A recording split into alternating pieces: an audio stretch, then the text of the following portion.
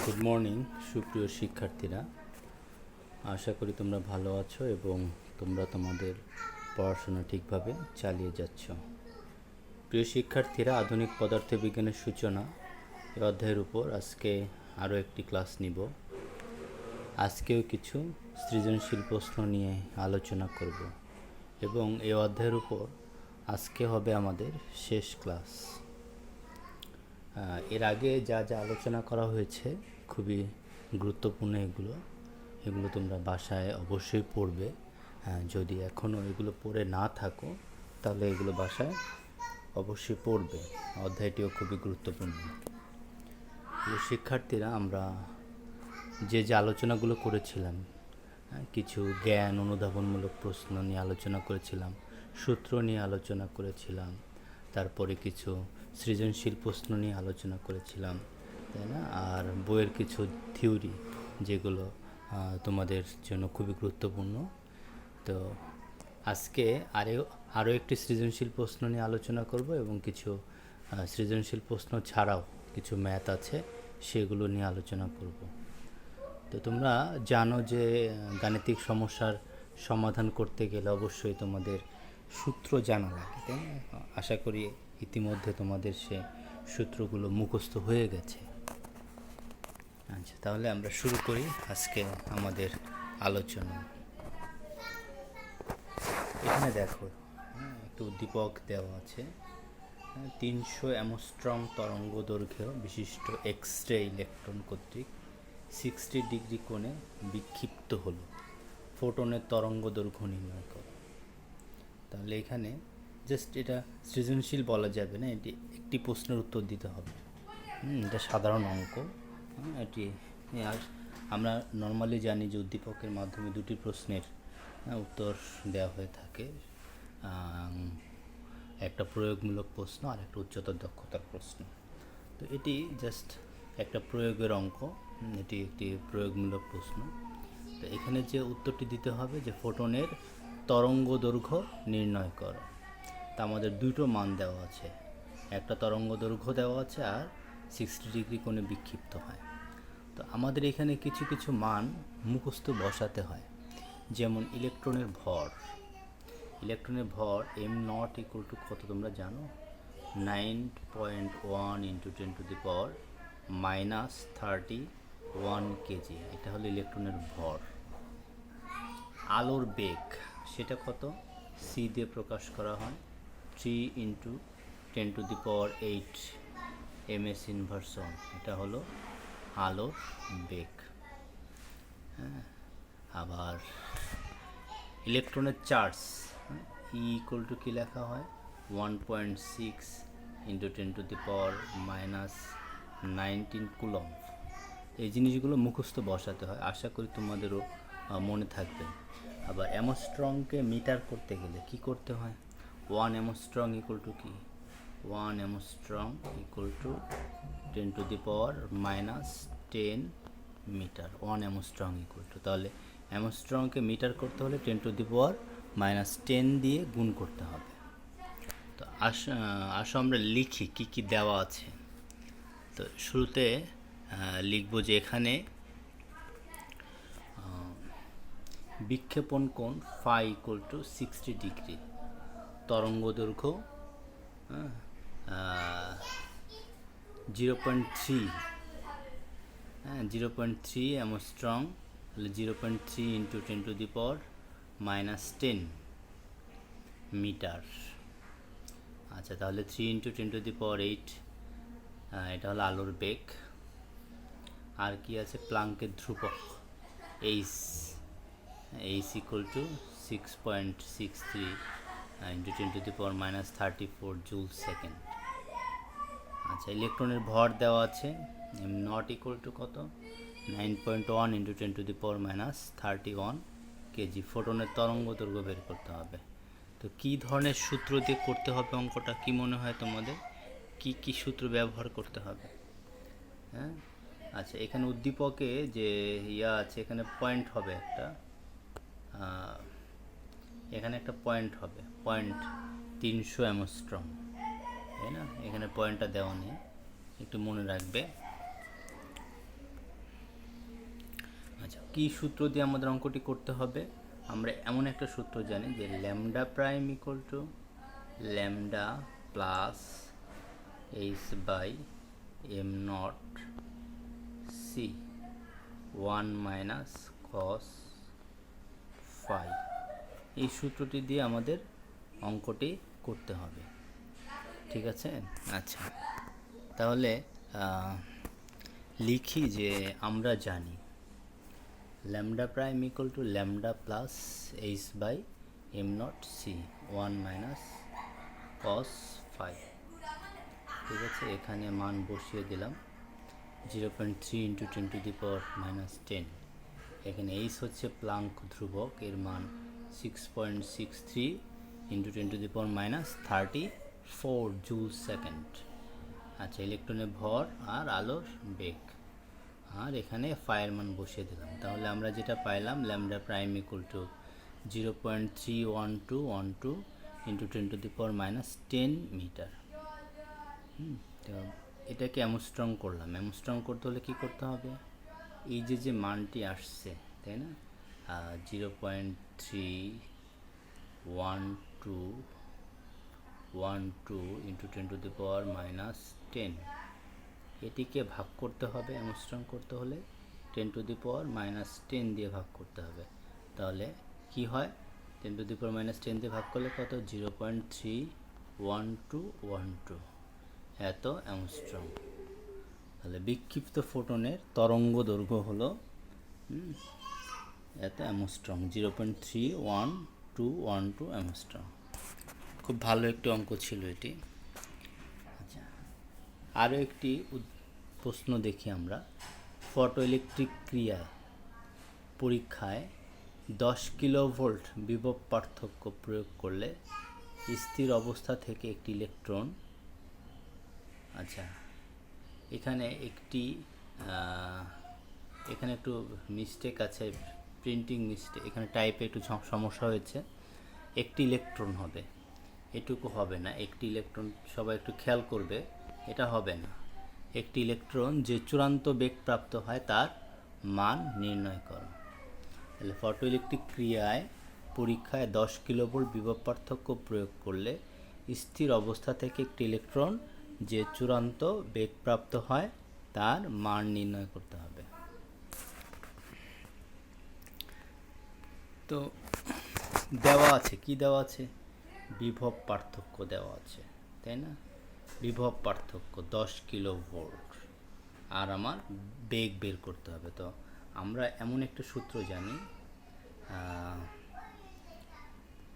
কি সূত্র সেটা? যে half m v max square equal to e v naught. এখানে ভি নট হলো নিবৃত্তি বিভব। তো এখানে ইলেকট্রনের ভর আমরা জানি, এই সূত্র দিয়ে আমরা বেগ বের করতে পারব। তো আমরা লিখি কি কি দেওয়া আছে। এখানে বিভব পার্থক্য, নিবৃত্তি বিভব পার্থক্য, যেটা V naught equal two 10 kilovolt, আবার 1 kilovolt equal to 1000 volt, 1 kilovolt equal to 1000 volt. তাহলে এই 10 কিলোভোল্টকে 1000 দিয়ে গুণ করলে 10,000 ভোল্ট।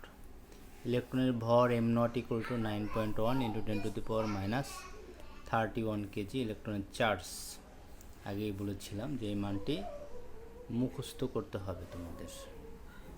আচ্ছা, ইলেকট্রনের চার্জ দেওয়া আছে, চূড়ান্ত বেগ ভি ম্যাক্স বের করতে হবে। তাহলে আমি যে সূত্রটি বললাম ওইটি দিয়েই করতে হবে। কি সেটা? Half m v max square equal to e v naught. ঠিক আছে, ওকে। আমরা জানি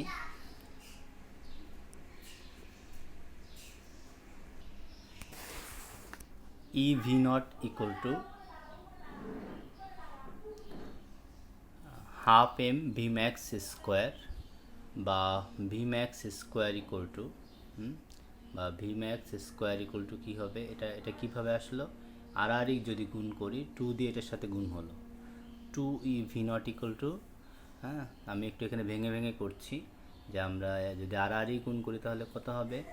M v max square equal to কত হবে 2 ভি নট, বা v max square equal to কত হবে, উপরে যাবে 2 ভি নট আর নিচে কী আসবে এম। ঠিক আছে, আচ্ছা, বা ভি ম্যাক্স ইকুয়াল টু কী হবে, পুরোটার উপরে রুট হয়ে যাবে, বা ভি ম্যাক্স ইকুয়াল টু কী হবে, root over 2 v naught by m. এরপরে মান বসিয়ে দিতে হবে। তো আমরা মান এখানে বসিয়ে দিই, বা v max equal to 2 v naught by m, এর মান এখানে বসিয়ে দিলাম 1.6 ইন্টু 10⁻⁻19, আবার ভি নটের মান 1000 ভোল্ট, এম এর মান 9.1 ইন্টু 10⁻31 কেজি। তো ক্যালকুলেশন করে এখানে 5.97 ইন্টু 10⁻7 এমএস ইনভার্স অন, এটা হলো চূড়ান্ত বেগ। তাহলে আমরা এখানে যে অঙ্কটি করলাম এটিও খুব সহজ একটি অঙ্ক, তাই না? এটি খুব সহজ একটি অঙ্ক।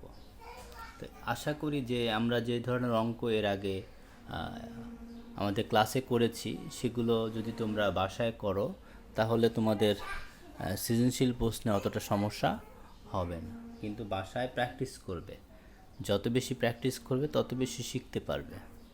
সৃজনশীল প্রশ্ন একটা দুইটা করে হবে না। আচ্ছা, এরপরে দেখো কি বলা আছে, একটি গতিশীল কণার মোট শক্তি এর স্থির অবস্থার শক্তির দ্বিগুণ, বস্তু কণাটির দ্রুতি কত? একটি গতিশীল কণার মোট শক্তি এর স্থির অবস্থার শক্তির দ্বিগুণ। তাহলে মোট শক্তিকে কী দিয়ে প্রকাশ করা হয়? ই। স্থির অবস্থার শক্তিকে কী দিয়ে প্রকাশ করা হয়? ই নট। ঠিক আছে, স্থির অবস্থার শক্তি ই নট আর মোট শক্তি ই। তাহলে শর্ত মতে আমরা কি লিখতে পারি? স্থির অবস্থার শক্তির দ্বিগুণ মোট শক্তি, স্থির অবস্থার শক্তির দ্বিগুণ। তাহলে দ্বিগুণটা কার সাথে গুণ হবে? 2, ই equal to 2 E not, E equal to 2 E not.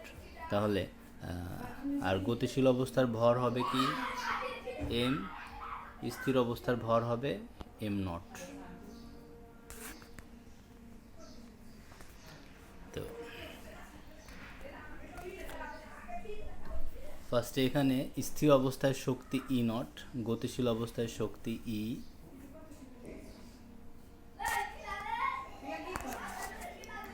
বস্তুর দ্রুতি ভি, স্থির ভর এম নট আর গতিশীল ভর এম। স্থির ভর এম নট, গতিশীল ভর এম। গতিশীল অবস্থায় শক্তি ই আর স্থির অবস্থায় শক্তি ই নট। তো আমরা জানি e equal to m c square, e equal to m c square, আর ই নট ইকুয়াল টু কী হবে? M naught c square. ঠিক আছে, এই তাহলে এটা হলো আমরা জানি। তাহলে আমরা লিখবো এখন, আমরা জানি e equal to 2 E not,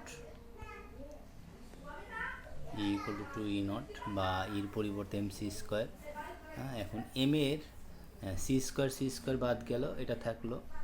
M এর আমরা একটা সূত্র জানি, এম ইকুয়াল টু কী সেটা ছিল? M naught by root over 1 minus v square by c square. ঠিক আছে, তাহলে এখান থেকে উভয় পাশ থেকে এম নটও বাদ যায়, এম নট বাদ যায়। তাহলে কি থাকে সেটা? তাহলে থাকে যে root over 1 minus v square by c square equal to half. তো উভয় পাশে বর্গ করে দিলাম, বর্গ করে দিলে এই পাশে কী হয়? স্কোয়ার করলে 4 হয়, 1/4, বা v square by c square 1 minus 1/4, v square by c square equal to 3/4, বা ভি স্কোয়ার ইকুয়াল টু কত হবে? 3c²/4। এখন যদি আমরা মান বসিয়ে দিই তাহলে v equal to root over 3c²/4।